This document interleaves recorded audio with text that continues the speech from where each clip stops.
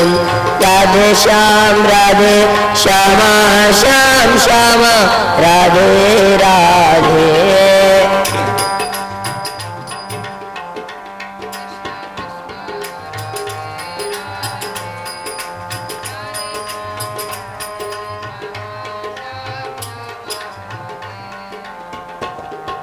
राधे कृष्ण कृष्ण कृष्ण राधे राधे, राधे श्याम श्याम श्याम राधे राधे।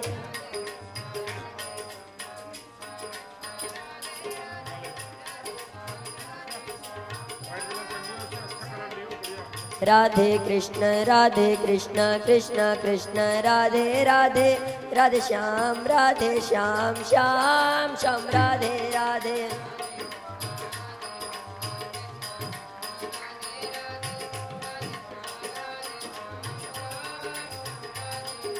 राधे राधे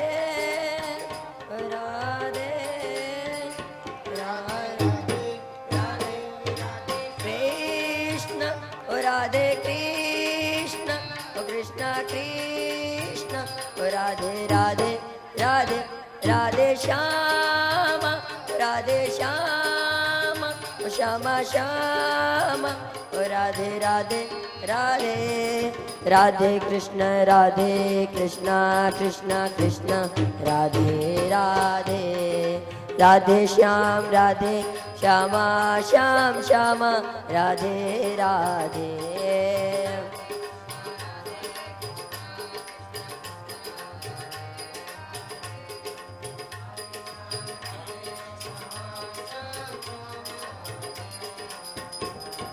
राधे कृष्ण कृष्ण कृष्ण राधे राधे, राधे श्याम श्यामा श्याम राधे राधे।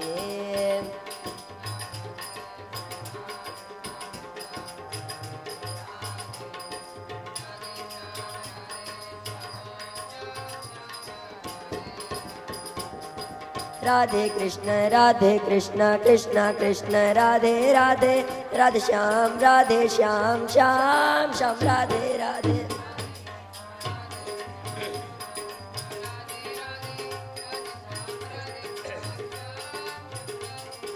राधे कृष्ण कृष्ण कृष्ण राधे राधे, राधे श्याम श्याम राधे राधे।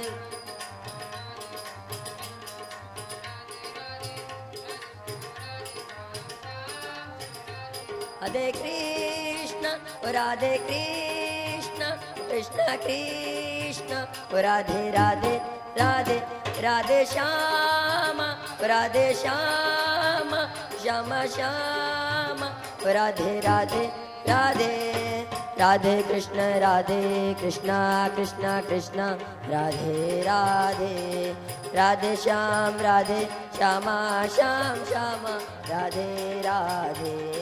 राधे कृष्ण कृष्ण कृष्ण राधे राधे, राधे श्याम श्यामा श्याम राधे राधे। श्याम राधे राधे, श्यामा श्याम राधे राधे। सर्वे भवन्तु सुखिनः, सर्वे सन्तु निरामयाः, सर्वे भद्राणि पश्यन्तु मा कश्चित् दुःखभाग् भवेत्। ॐ शान्तिः शान्तिः शान्तिः।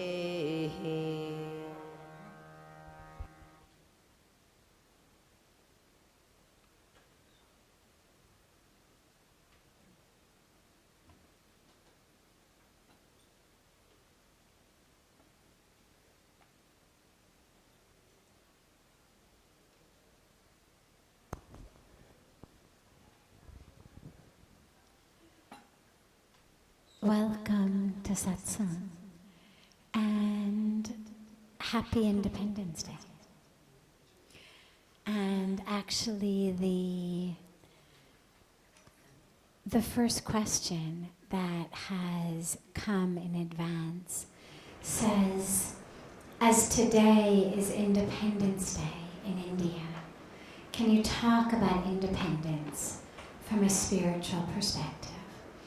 Well, there's so many ways to go about independence from a spiritual perspective, but the core message is spirituality is 100% about freedom.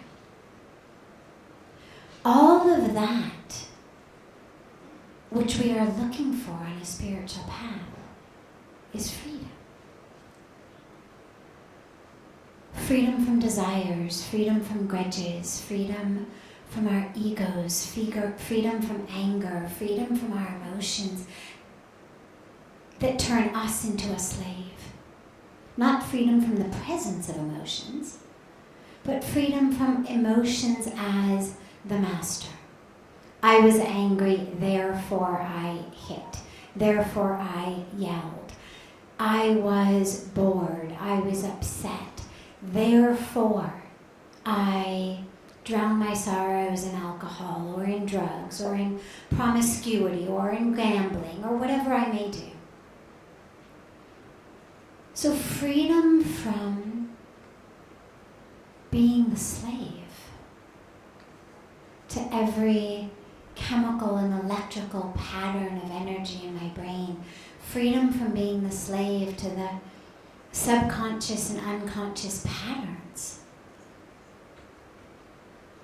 that are in me, from my family, from my experience, from the culture, the society, the world that I come in.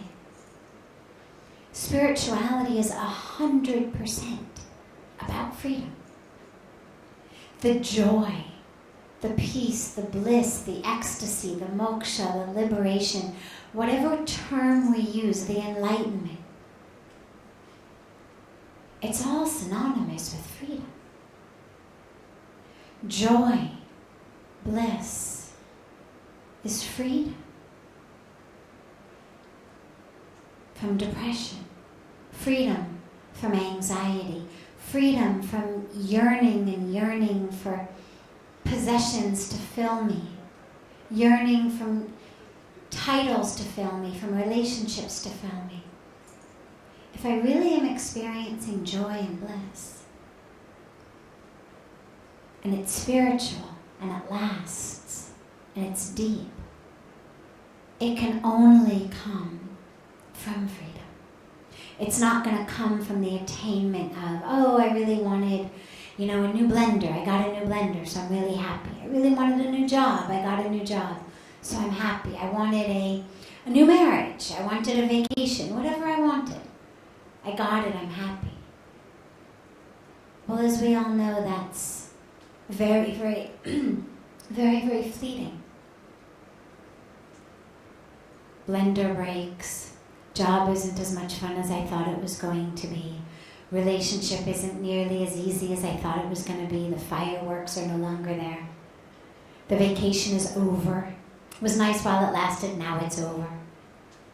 But if the joy and the bliss are going to last, they actually come from a freedom of that. And here's a very interesting, very deep, very interesting teaching that is really worth holding on to. It may take a moment to fully sink in, but hold on to this as you move through your life, which is the joy that comes in the fulfillment of a desire. So I desire pizza, I desire ice cream, I desire to lose 10 pounds, I desire a nicer house. Whatever level my desire may be, I desire it. I then attain it. I feel happy. But the teaching is the joy that comes in the attainment of a desire is actually not due to the object that I've gotten itself, but due to the fact that temporarily I am free of that desire. So it's actually the freedom from the desire that has brought me joy rather than the object. So think about it in a very simplistic way. I desire a chocolate ice cream cone.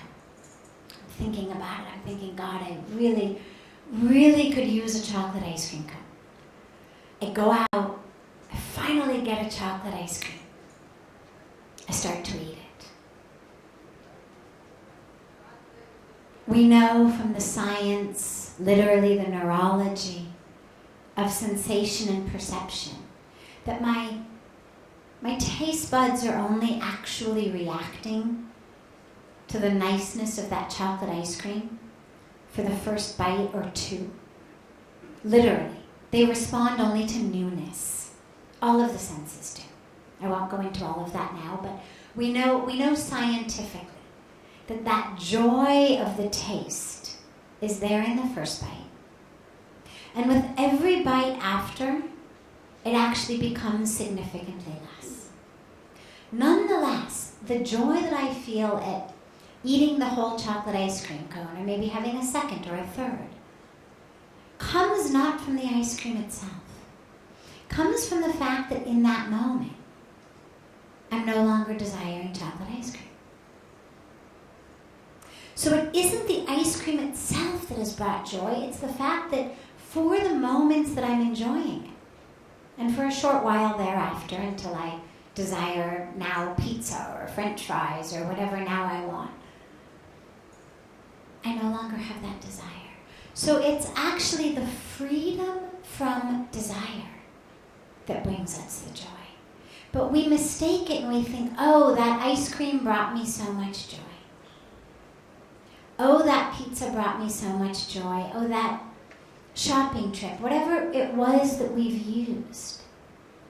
So you have to be very, very subtle and very deep to actually notice the distinction between the joy that is actually in response to what I have and the joy that is in response to finally getting what I wanted and therefore being free from wanting it. So freedom lies at the heart of joy, of course of peace. We know that on every level.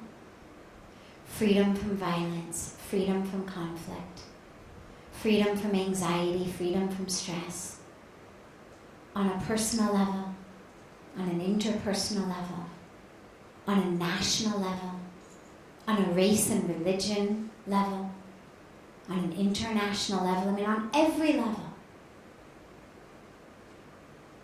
The peace that we experience comes when there isn't conflict, when there isn't competition, when there isn't fear, when there isn't stress or anxiety.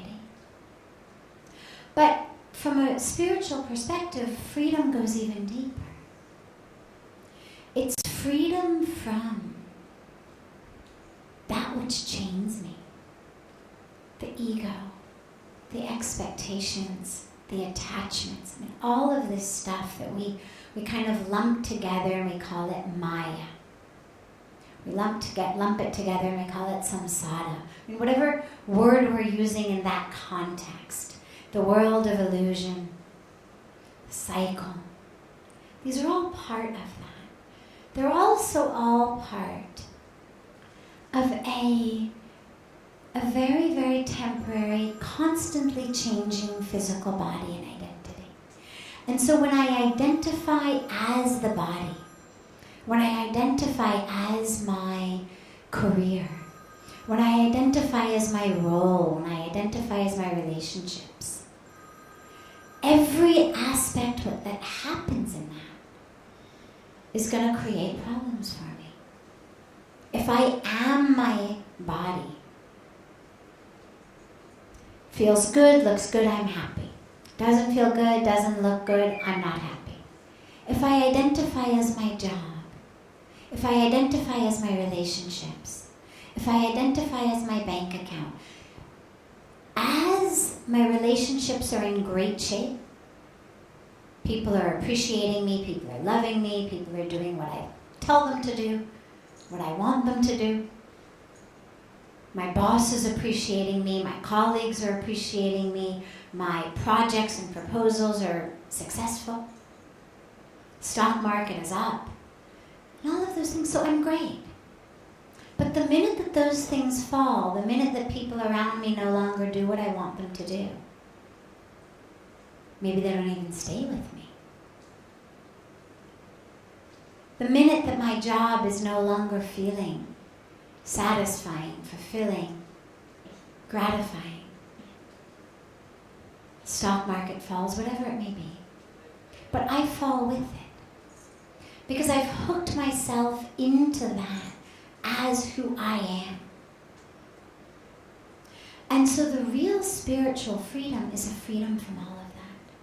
And this is why all of the rishis and the sages and the saints and the spiritual teachers emphasize over and over and over again.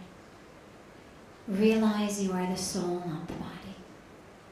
Realize you're the spirit, not the body. The body is degenerating. It's the only thing we know is true. Matter degenerates.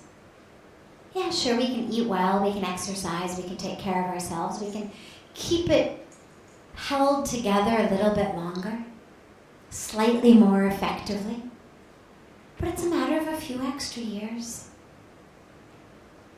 a few extra pounds, a little bit of extra muscle, whatever it may be. But no matter what you do, that body is degenerating.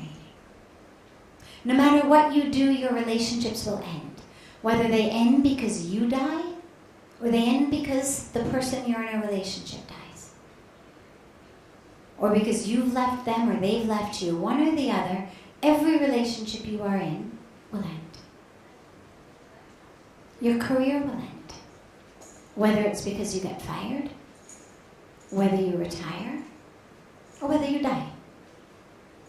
This is just the stuff that life is made of. All of that is falling through our hands. We're literally dying every day. We are losing our relationships and our jobs every day. Every day we wake up is another day we're closer to death, closer to losing our jobs, closer to losing our relationships, closer to losing our youth and beauty and whatever it may be, intelligence. That's how nature works. Matter degenerates. And so when we identify as that matter, we are stuck. Because then we spend our entire lives trying to prevent the inevitable. This is where, I just came back from America last week, where I had been for several weeks, and wherever you go there, especially in the big cities, New York, LA, San Francisco, as you drive through the streets, all the store windows, billboards, everything is being sold these days by anti-aging claims. Literally. This place, anti-aging, this food, anti-aging, this cream, anti-aging, this. Anti-aging is an oxymoron. You cannot anti-age.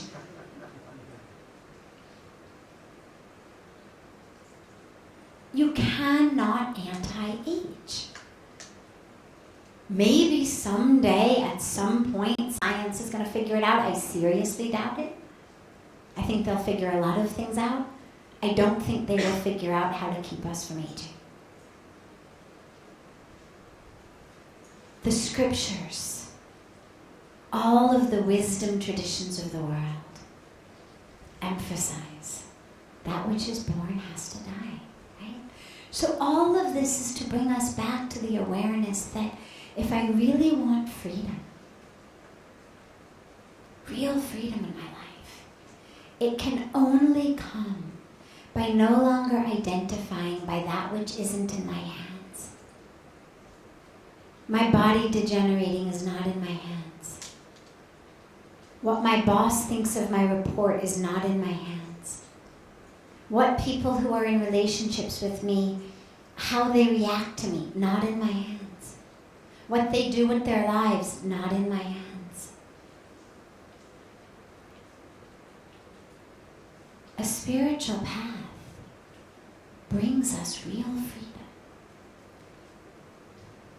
Freedom from all of the depression, the anxiety, the fear, doesn't mean we don't care. In fact, in an interesting paradox, the most enlightened spiritual masters are the ones who are the most deeply connected. Not being hooked into that doesn't keep them disconnected. You look at Puja Swamiji, you look at the other enlightened saints, their lives are spent for others. Their lives are compassion in action, prayer in action, meditation in action. Awareness that it's all degenerating. Awareness that it's not in my control. Awareness that it's not in my hands does not stop them from serving. Rather, it makes them serve even more because they're able to do it without the ego attachment of it has to be my way. Has to be my name, has to be this, has to be that. They're able literally to be clear vehicles of the divine flow of the will of the universe and to serve in that way. So it doesn't mean that we don't act, but the freedom is freedom to know who you really are, which isn't your history. It's not your body. It's not your bank account. It's not your job. It's not your relationships. It's not the patterns of chemical and electrical activity in your brain. Who you are is consciousness. And yeah, we forget on an hourly basis, at least. But then you keep remembering. Keep remembering. And that's what the spiritual practice is oh wait, I lost myself. Oh wait, I over-identified. And the way that you know that, the thing that precipitates the oh wait, suffering. I'm stressed. I'm depressed. I'm upset. You can be sure that prior to any of those things I was identified. I was over-identified with something that was not in my control. So the moment that we find ourselves depressed, anxious, worried, miserable, not in peace, not in joy, it's because we over-identified and we weren't free. So that's the interaction of spirituality and freedom. And of course, on a very specific level, quickly, since today we're talking about India's independence. On a personal level, my prayer for India, since not all, but the overwhelming majority of people sitting here are Indian tonight, my prayer for India, in her real independence and freedom, is that 72 years ago, India got independent from the colonizers. And yet, there is still such a mentality in so many people, in so many places, about somehow things that are foreign, things that are white, being somehow better than things that are Indian, things that are brown. And it makes me miserable. But it's such a common aspect of Indian life. I see tragically so many people. You know, when you ride on the trains, they give you free newspapers. Here, we get the Hindi papers. My Hindi reading is not very good. But on the trains, you get Times of India, you get Hindustan Times, you get all of the English papers. And so if I'm on the train, I love reading the papers, and one of the things that I always love to read is the matrimonial section. And everybody laughs because here I am, a sannyasi, reading the matrimonials, and I think, you know, people who don't know me must think, well, you know, she's clearly foreign, maybe she doesn't understand some part of this. But I do understand it, and I'm not reading the matrimonials for me, of course. I'm reading them because I'm waiting for the time. I've been in India 22 years, and I'm waiting for the time to read a matrimonial that does not say fair-skinned beauty. And I have yet to find one. And it's tragic because India is a country, and especially certain parts like South India, are full of dark-skinned, exotic beauties. In America, where I come from, we call that exotic. People buy cream to put on their skin and lie in the sun with oil on their bodies to look dark, to look exotic. But instead of saying dark-skinned, exotic beauty, dark-skinned, desi beauty, what you see is fair-skinned beauty. And the problem with that, on a personal level, for the girl whose ad that is she looks in the mirror. She knows she's not fair-skinned. And what the message she's getting from the time she's 20, 21, 22, however old she may be, is I have to lie about myself in order to be worthy. She knows that at some point the groom's family is going to meet her. They're going to discover she's not fair-skinned. And how that girl must dread that day. It's horrendous. And so if we could stop somehow carrying on genetically, energetically, because the people buying fairness creams today are not people who were living under British rule. I guarantee you. It's not your 75, 80, 85-year-old crowd of people who are flooding the pharmacies to buy fairness creams. The people who are buying them are people who have always been free in India, who don't know colonial rule, but somehow who have internalized that which so calculatively, so brilliantly, so purposely was inculcated into the people of India at that time. And okay, at that time there may not have been a choice. We may not have had control over our education systems, over the books, over the media. But we have since independence. What's the excuse now? Why are we perpetuating this myth that somehow things that come from abroad? It's absurd. People will say things like, oh, you're coming from America, would you bring me a digital camera? It's just an example. But, well, the camera is being made in Tokyo.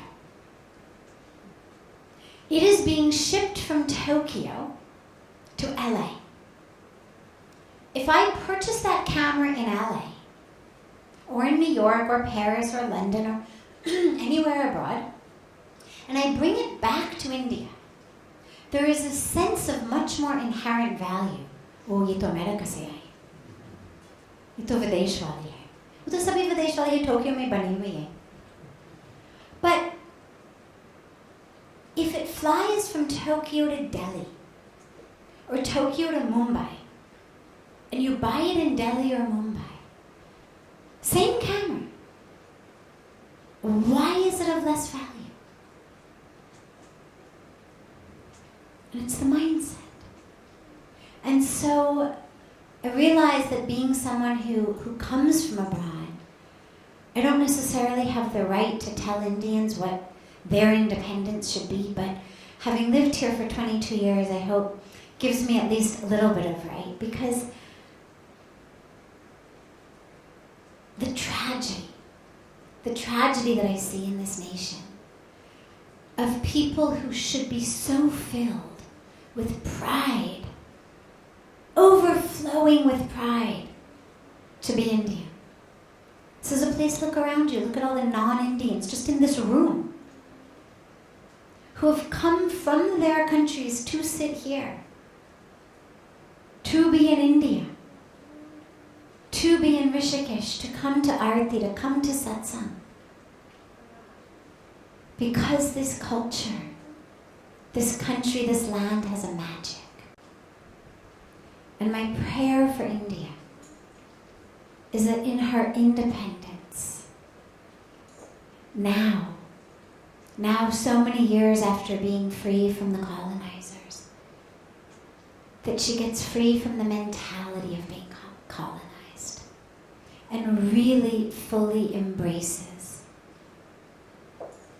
that freedom and that pride. So, before I take another question that came in advance, I'm happy to open it up to any questions that anyone here has. Yes? Sadhviji, linking to a point that you made earlier, this is a personal question. I find myself at an interesting place in my life. I'm 27 years old now, and I've had a fantastic education and a great career and supportive family so far. And I'm deciding between two routes. One of them is returning to the US and continuing my career and sort of building a life there, making money, and leveraging all of my resources. Or the second is staying here in India and working on a project pertaining to sanitary health for women. One that would be much more risky and involves greater chance of failure and is obviously less lucrative. How do I, and I've been grappling with this. I had a conversation with some of my friends in my yoga group last night, and I found that inspiring. But how do I convince myself that I should pursue the latter path, and then how do I not deal with regret later should I fail, or how do I approach it, and how do I convince myself to move forward without second guessing myself? Great. Well, first of all, in a general sense, there's no sure things in the world. And so, whenever you're deciding between two things, we never really know what's going to succeed and what's going to fail. And that's an important thing to keep in mind, because a lot of times our own intentions towards something play a much bigger role than we realize in their success or their failure. Our expectations of things play a much bigger role. They did a study in schools, scientific study, psychological study, where they walked into schools and they looked at lists of children per class. Say there were 50 children in a class. Randomly, without ever meeting the children, randomly, they assigned children half and half, basically, to either smart kids or not smart kids. They then called in the teachers at the beginning of the year and said, just to let you know, so these are the kids in your class who are really, really smart. And these are the kids who are really not smart. These are the challenged ones. Now remember, it was random. Had no bearing in reality. At the end of the year, when they actually gave these kids standardized tests, they found the kids who the teachers thought were smarter performed better. Kids who the teachers thought were stupider actually had become stupid. The smart ones had become smart, the stupid ones had become stupid. Now, what's doubly tragic about this is you would think from a teacher's perspective, she should or he should work the other way. If I were told these are the smart kids and these are the ones with challenges, I'd work more with the challenge kids to bring them up. But nonetheless, what we realize in this, and this has been replicated many, many times, is simply our expectation towards someone determines in a very, very subtle and complex and very psychologically interesting way, literally determines their outcome. Teachers expected certain kids to be smart. At the end of the year, on standardized tests, not subjective tests that teacher marked. Standardized tests. Randomly chosen smart kids became smarter. Randomly chosen stupid kids became stupid. And I mention this in the beginning of answering your question because when we go into certain things, we think, oh, well, this is likely will fail. That expectation of this is going to be like swimming upstream makes it like that. And our expectation of, oh, this is going to be easy, no problem, I got this one down. Many, many times, that actually makes it happen. Now, specifically, going back to America, to a situation that feels like, yeah, I got that one down, the success. Or staying in India, doing something that's riskier, especially menstrual hygiene. I would say definitely do the second one for several reasons, and I'll come to them. First of all, India needs you. India is a challenging place to work. It's a challenging place to live. I'm not going to pretend that it isn't. Getting things done in other countries of the world is significantly smoother and simpler than getting things done in India. We know this. Now, of course, Modi ji in just a few years has changed this dramatically. Just on a logistic level. Paperwork, government things, license, fees, rights, all of that. From payments to gas, to mobiles, to registration, to students, to everything in between. So things are changing. But nonetheless, yes, it is easier to get things done in other countries abroad than in India. But if everyone who has the ability, who has the skills, who has the experience, who has the expertise, who has the interest, the commitment to serve, leaves India just because it's easier abroad, just because it's more of a direct path to a lucrative career, what's going to happen to India?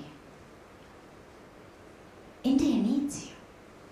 When people like you stay back in India, you are the people who say, no, wait. This red tape is totally unnecessary.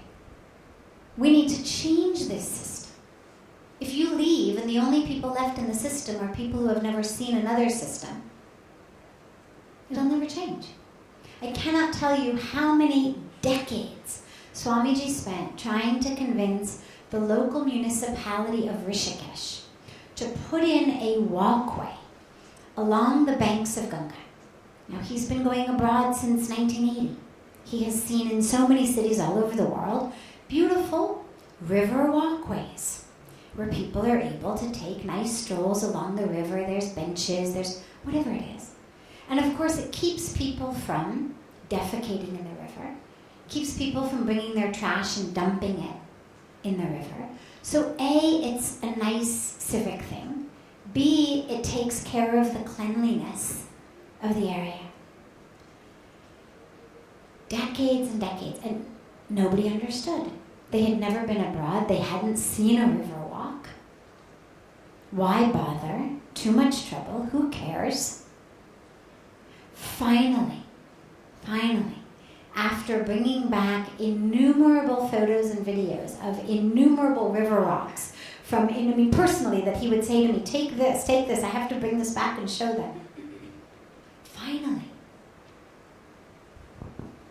they get the river walk put in on the other side. Now you can see people, evening time, everybody's out there, everybody's walking, it's gorgeous. And of course, people have now stopped coming and defecating and dumping their trash because it's an official, beautiful walk. But if that vision had never been given, if people who are honest and want to do honest work leave India, so that what you get left with is just those who don't have a way out, what's going to happen to India? So India needs you. It needs people of your generation who have the education, who have the experience, who know how things can work, who know what honesty in business looks like, who know what minimizing red tape looks like, who know what a work ethic looks like. People who have been educated, and not just people who have been educated abroad, but people who have been well educated here. This isn't a India or abroad education, because so many people who have been educated well here, everybody still wants to go abroad. Once they get a good education, they want to go. But India needs you to stay. India needs you to take what you have and use it to serve. You will change India. Don't wait for India to change. Stay and change India. And especially when you're talking about menstrual hygiene. This is something that is so, so crucial. Just yesterday in Delhi, I was at a Clean India program. Yesterday was Clean India Day, National Day dedicated to Clean India. And one of the things that I was speaking about was the importance of menstrual hygiene.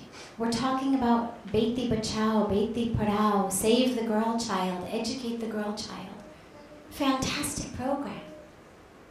But when we're not simultaneously building toilets in schools, when we're not simultaneously teaching menstrual hygiene, when we're allowing it to stay a taboo, when girls all over the country think they're somehow sick those days, that they're down. And literally, that's the term that's used. I'm down. No, you're not down. You're up. The energy of menstruation is the energy of creation. If there were no menstruation, there'd be no creation. This is an up energy, not a down energy. But it simply requires some education around it. How to take care of it, how to stay clean. And it requires some facilities in which to do so. An open field not being the answer. A hillside not being the answer. And it requires technology to make menstrual pads that are cheap, that are easily available, that are eco-friendly, so that we don't end up with garbage dumps full of maxi pads. That's also obviously not the solution. But it's not rocket science, and solutions exist. We're losing. Almost 25% of girls drop out of school when they start menstruating. Almost 25% of girls. If you miss 4 or 5 days of school enough months in a row, it's hard to stay caught up. So they drop out. Imagine that all those girls are your sisters. Because they are. Stay and do something for them. And we'll help you. We'll work together. We'll help cut the red tape. We'll help smooth through the process and make it work. Yes, one more question. Yes.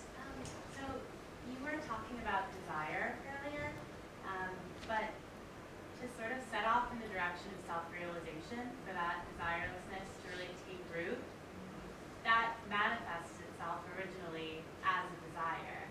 That's how I see it anyways. So how then does that desire in that instance sort of transcend itself? Or because it's a desire for self-realization, is that qualified differently than a desire for a vacation or a desire for ice? Great. Well, first of all, it's important to realize that the desire itself is not the problem. The problem is the attachment to getting the desire fulfilled. So I may desire chocolate ice cream cone. Stick with my earlier example. I get it, great. I don't get it, no problem. oh my God, I can't believe I didn't have a chocolate ice cream. I really needed a chocolate ice cream. Oh my God, I'm not going to be able to sleep tonight. I'm so depressed. I really need chocolate ice cream, right? You see how that becomes a problem. But of course, it's silly in that sense. But we do it in so many other ways. I have a desire to get a job I applied for. I have a desire to be loved and accepted. I have a desire to be approved. I have a desire for all these things. I have a desire for the stock market to go up. I have a desire to get to work without any traffic. Nothing wrong with these desires. The problem comes when they don't manifest. You're stuck in a traffic jam and it becomes, oh God, I hate this, right? Now, whether it's 20 minutes or 2 hours, your car is already stuck. Nothing you can do about that. But now internally you've become stuck. Now instead of using those 2 hours to do your japa, to do your chanting, with your eyes open of course, but you can listen to kirtan, you can listen to spiritual inspiring talks, you can think, you can contemplate, you can watch your breath. And there's an infinite number of things you can do stuck in a car. If you're not the one driving, there's even more things you can do. But even if you're the one driving, nonetheless, so much you can do to make those 2 hours actually beneficial, not just tolerable. But if, because I was so attached to getting there without traffic, the traffic has upset me so much, I'm now angry. All I do with those 2 hours is curse the traffic, curse people who have made me late, get on the phone with everybody. My God, can you believe it? I'm stuck in traffic again. I can't believe we have to live in these suburbs. But, it's because I don't make enough money or my husband doesn't make enough money. We got to send our kids to school. The school is cheaper out here. It's all his fault. It's my boss's fault. So that's the other way it goes. Useless and damaging. So the desire itself is not the problem. The problem is the attachment to it being fulfilled, and then how we react and lose ourselves when it's not fulfilled. So that's the first part. Second is, yes, we have desires for enlightenment. Wonderful. Desires for spiritual awakening, progress, understanding. Obviously, these things are much deeper and more meaningful than a chocolate ice cream cone. As long as we have desires, we should make sure to desire things like that. But the rule is the same, which is when you find that you're still not enlightened after days or hours or months or years of meditation, we shouldn't be any more depressed than we are when we don't get our chocolate ice cream cone or when we're stuck in traffic. So the rule is still the same. No problem with the desire. And in this case, it's a great desire. Because desires actually are what end up catalyzing us. I have a desire not to lose my job, therefore I drag myself out of bed every day and show up at work. I have a desire not to feel hungry, therefore I eat food. I have a desire not to smell bad, therefore I take a shower. Desire is a catalyst. I have a desire to feel good, therefore I go and get a massage, or I sit in the sunshine, or whatever it may be. Desires are actually what propel all of our actions. I have a desire to quench my thirst, I drink water. Desires are the energy that moves us. The difference is whether it's superficial and material or deep and spiritual. But nonetheless, if there were no desire, there'd be no movement. You could say, I have a desire to be just a vehicle in the hands of God, totally surrendered to God. Still a desire. I have desire to be just used by the divine. Still a desire. That's what's going to catalyze me. So these desires are beautiful.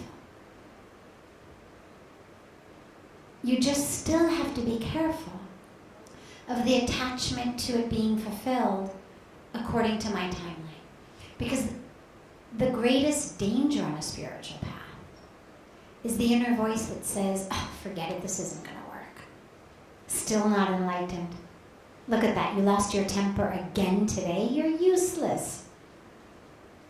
Really? You've been meditating a year and you still allowed lust, greed, anger to run away with you? How could you talk to that person like that? How could you be like that? How could you do this? Forget it. Clearly meditation's not doing anything for you, just give it up.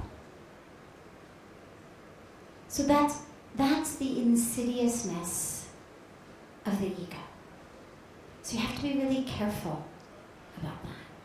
So yes, we have the desire for spiritual progress, for enlightenment, for freedom. That's why we walk a spiritual path. I have a desire to eventually reach Calcutta, let's say. Well, that's why I'm going to get in a train headed to Calcutta.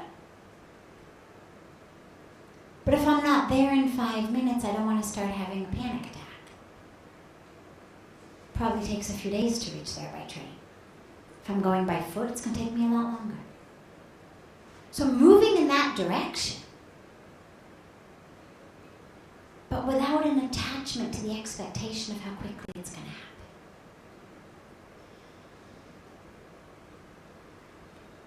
Great. Now, I saw another hand up, but are you here tomorrow? No, I'm not. Okay, we'll take it really quickly. Yes. Basically, whatever you just told us, like the attachment to the desire brings all the problems. So I'm a married woman with a kid. So how can I be happy in my married life without being a sadhvi? Because if I walk a spiritual path, I have to let go of a lot of things, which I can't do if I'm married or if I'm in a relationship with a kid. So The only thing you have to let go of to live a spiritual path in marriage is the ego that says, I need it to be how I want it, the way I want it, and when I want it. That's all you have to let go of. The spiritual path, yes, a path of sannyas is a path of actual renunciation, a path of celibacy, a path of non-ownership. But there's an infinite number of stories in the scriptures of non-sannyasis. In fact, the vast majority of stories are non-sannyasis. The vast majority of the rishis, the sages, are married people. To show us, here's what it looks like. Here's what it looks like as a householder. It's a very, very important phase of life. But you can still be very spiritual. What you have to realize is that what you're doing, even in the marriage, you're still doing it for your spiritual growth. But your spiritual growth is coming through the marriage. So the seva you're doing, instead of in an ashram someplace, is seva for your children, for your spouse, for your in-laws. If you have extra time, can help out in an ashram also. But if you don't have extra time, that's your seva. But the difference between work and seva is simply how I think about it. When it's drudgery, when it's what I have to do, or when it's for myself, this identity, my lowercase s self, then it's work. When it's for the divine, whether it's the divine in the form that is worshipped in a temple or ashram, or it's the divine in the form of my children, or my spouse, or my in-laws, my neighbors, my community. If I'm doing it for the divine, then it's seva. And even even though you're in a family, that doesn't mean that your vision has to be stuck with the family. So yes, you may have 2 children or 3 children who have come out of you personally. But that doesn't mean that your vision has to be so narrow that it only thinks about 2 or 3 children. As you walk down the street, can you see the children on the street as your children, even though they didn't come out of your womb? Okay, you may not take them home, put them to bed, but at least in your heart, can you see them like that? Can you let those borders and boundaries of separation dissolve? Can you do something for them? Can you understand they are also part of your family? And the last part is that a marriage itself can be a very, very deep and powerful way of walking the path to God. It's not that I'm married in spite of my spiritual progress or my spiritual path, that I have my marriage time and then I have my spiritual time. But how can my marriage actually be the vehicle for my spiritual path? Because a marriage is very challenging. Any relationship is. But usually in most relationships you get to say, okay, forget it, I'm going home. In a marriage, well, there's no place to go. You can't even say, I'm going in my room. Sometimes in some big homes, they've got separate closets. So the best you can do is, I'm going in my closet. But the whole path is shared. And so when you are literally interlocked with someone on a path, can you use that path of discovery of the self, surrender, sacrifice, not for another one single being. You're not surrendering for your husband or for your in-law. You're surrendering for peace. That's what you're surrendering to. You're surrendering to peace. You're surrendering to spiritual growth. That stubbornness is what stands between you and peace, stands between you and spiritual growth. So it's not, I've given in to my husband or my wife or my in-law or my child. It's, I've given in to peace. I've chosen peace. I've chosen spiritual growth in this moment, instead of getting the fridge arranged the way I like it, or the dishwasher loaded the way I like it. There may be a right way to load a dishwasher, but more important than that, there's a right way to peace. And finding that right way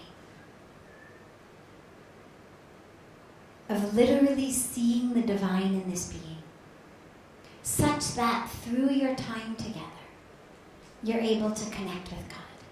Not that everything they do is perfect, but through the soul, the spirit, this soul connection, that you're able to connect with the divine. So use it as your spiritual practice, rather than thinking, oh, if I were just, a sadhvi in an ashram instead. The day may come, but you're young. You've got a lot of time left. So don't think about it like that yet. For now, let this path be your path. I'll tell you last in closing a beautiful story, BKS Iyengar. So the Iyengar tradition of yoga, which is the tradition that I studied even before coming to India, it's the tradition that my mother studies and is a teacher of, and is a very, very practice-based tradition in terms of the amount of practice required. And so typical students of Iyengar yoga will practice an hour and a half, 2 hours a day. It's not a 15-minute sun salutations and you're done type of practice.